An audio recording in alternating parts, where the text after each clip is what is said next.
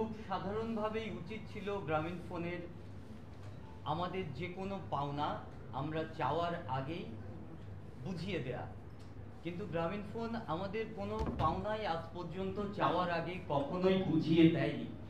বরং তারা যেটা করেছে, তারা কিছু টেকনিক অ্যাপ্লাই করেছে, যার মধ্যে আদালত অন্যতম। আপনার প্রশ্নের সাথে এই জায়গাটায় যে অংশটা আসে, তারা এটা বাদ দেন, আমি প্রয়োজনে খালি গলায় বলি। আচ্ছা, তারা এইখানে যে টেকনিকটা অ্যাপ্লাই করেছে সেটা হচ্ছে যে তারা যখন কোর্ট হুকুম দেয় যে তারা ইন্টারেস্টের ব্যাপারটা পরবর্তীকালে দেখবে বাট আসলটা দিয়ে দিতে পারে, তখন একটা আন্ডারটেকিং অ্যাপ্লাই করে। এইখানে লেখা ছিল যে আমরা ভবিষ্যতে আমাদের পাওনা দাবি করব না। শুধুমাত্র আমরা ভবিষ্যতে আমাদের পাওনা দাবি করব না, এই সত্যিই তারা ওই সময়ে আমাদেরকে আমাদের সেই সময়ের পাওনাটা পরিশোধ করতে রাজি হয়। এটা প্রসিডিউরটা অনেকটা এই রকম। আপনার প্রপার্টি আমি আপনাকে তখন বুঝিয়ে দেব শুধুমাত্র যখন ওই প্রপার্টিতে ভবিষ্যতে আপনি কোনো ধরনের দাবি দাওয়া আনবেন না। এটা অ্যাকচুয়ালি এক ধরনের ফৌজদারি অপরাধ। এই ফৌজদারি অপরাধ আপনার যে কোনো প্রিয় জিনিসকে আটকিয়ে রেখে আপনার কাছ থেকে সিগনেচার নেওয়া হচ্ছে যে আপনি যদি আপনার এই প্রিয় জিনিসটা ফেরত পেতে চান, তাহলে আপনাকে আপনার সকল দাবি দাওয়া প্রত্যাহার করতে হবে, অর্থাৎ ওয়ান ফর অ্যানাদার। এটা কখনোই জাস্টিস হইতে পারে না। দুইটাই যে ক্ষেত্রে আপনার পাওনা, সেক্ষেত্রে আপনাকে উভয়টা পরিশোধ করাই হচ্ছে আইন। কোনো অবস্থাতেই আইন এটা পারমিট করে না যে আপনি আপনার দুইটা পাওনার মধ্যে যে কোনো, এই কখনোই আইন পারমিট করে না যে আপনার দুইটা পাওনার মধ্যে যে কোনো একটা আটকিয়ে রেখে আপনাকে আমি বাধ্য করলাম যে আরেকটা ছেড়ে দিতে। খুব সহজ এবং স্বাভাবিক কথা। গ্রামীণ ফোনের মতো আমরা কিন্তু ওই পরিমাণ ধনী নই। আমরা যদি ওই পরিমাণ ধনী হতাম তাহলে আমরা এক একটা গ্রামীণ ফোন খুলে বসে যেতাম। আমরা শ্রমিক, আমরা পেটের দায়ে কাজ করতে এসেছি এই কোম্পানিতে।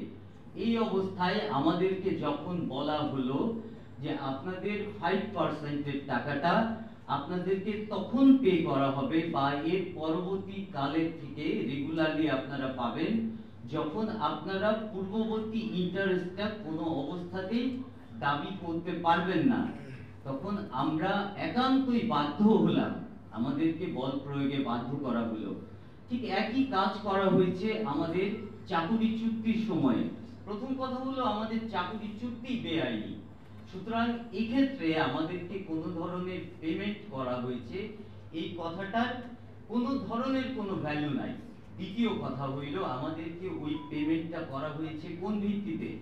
আমার নিজের ক্ষেত্রে যেহেতু আমারটা ছিল হিউম্যানিটেরিয়ান গ্র্যান্ট, এই হিউম্যানিটেরিয়ান গ্র্যান্ট আমাকে দেয়া হয়েছে এই ভিত্তিতে যে এইটা নিয়ে ওই কাগজে সই করে না দিলে তারা আমার প্রভিডেন্ট ফান্ড, গ্র্যাচুইটি সহ আমার সকল পাওনা বন্ধ করে রাখবে।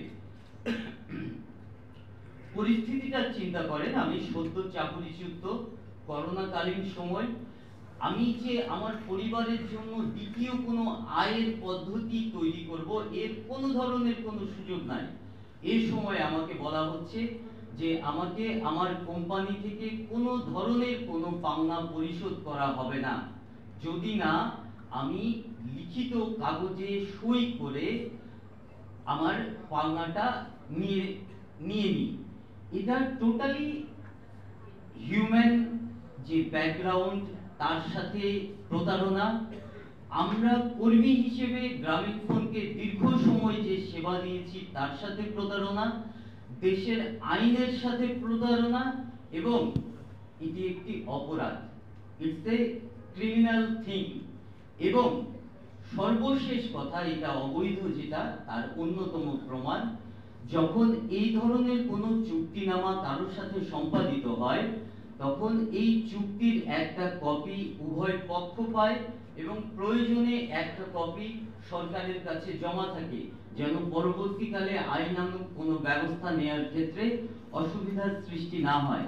কিন্তু আপনারা খোঁজ নিয়ে দেখেন, এটার একটাই মাত্র কপি আছে এবং সেই কপি গ্রামীণফোনের কাছে। আমাদেরকে কোনো ধরনের কোনো কপি প্রোভাইড করা হয়নি, এমনকি সরকারের কাছেও কোনো ধরনের কোনো কপি প্রোভাইড করা হয়নি। অর্থাৎ গ্রামীণফোন যে দাবিটা করছে এটা সর্বৈব মিথ্যা, এটা এক ভয়ঙ্কর প্রকৃতির প্রতারণা এবং এটা বাংলাদেশের আইনের বিপক্ষে ক্রিমিনাল অফেন্স, যার বিচার এই মুহূর্তে এই কার্যক্রমের সাথে জড়িত প্রত্যেক ব্যক্তির হওয়া উচিত এবং তাদেরকে আইনের আওতায় আনা উচিত।